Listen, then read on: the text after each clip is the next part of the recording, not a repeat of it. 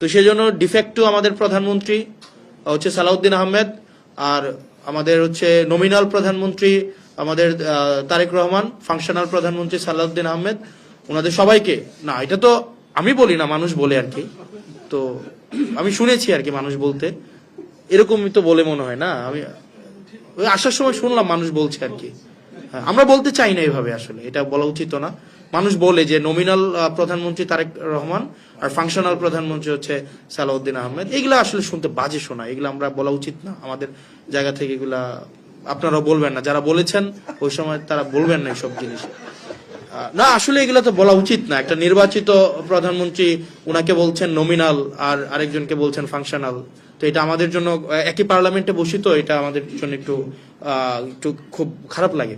তো যাই হোক, আমরা চাই রাষ্ট্র নেশন কিছু আমাদের থেকে পাক, আর প্রতারিত না হোক।